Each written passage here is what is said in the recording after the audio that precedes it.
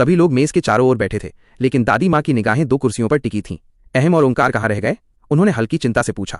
उनकी बहू राध्या ने उदास मन से जवाब दिया, वो दोनों ऑफिस चले गए दादी जी। ये सुनकर दादी माँ का चेहरा तमतमा उठा। उनकी आवाज में निराशा और गुस्सा दोनों थे। नाश्ता किए बिना घर में खुशहाली लाने वाली बहुएं ही घर में क्लेश पैदा करने लगेंगी तो ऐसा ही होता है। उन्होंने अपनी बात पूरी करके राध्या की ओर देखा और पास रखा गिलास उसकी ओर बढ़ाते हुए कहा, अरे ये लीजिए। फिर तपाक से राध्या को डांट दिया, अरे हट और खुद भी निकलो घर से। राध्या सन्न रह गई। वो धीरे से उठी और कमरे से बाहर निकल गई, लेकिन उसका मन विचारों के भंवर में फंसा हुआ था। वो अपने मन में सोचने लगी, तारांकन, सब लोग हमसे इतने नाराज हैं, क्या करें, कैसे ठीक करें? घर में छाई इस मायूसी और सबकी नाराजगी ने उसे अंदर तक दुखी कर दिया था। अचानक उसके दिमाग की बत्ती जली। उसके पास एक अलग आइडिया आया, कुछ ऐसा जो इस उदासी को खुशियों में बदल सकता था और पूरे घर के लोगों को उसे खुश कर सकता था।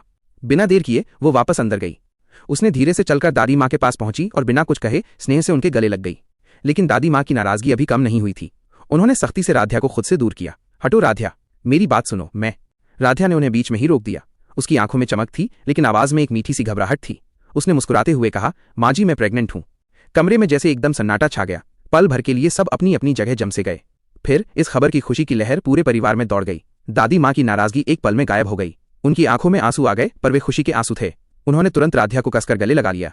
पूरे परिवार के चेहरे खुशी से खिल उठे। नाराजगी की जगह प्रेम और उत्साह ने ले ली। घर में फैली मायूसी दूर हो गई और अचानक ही चारों ओर खुशहाली छा गई। आने वाले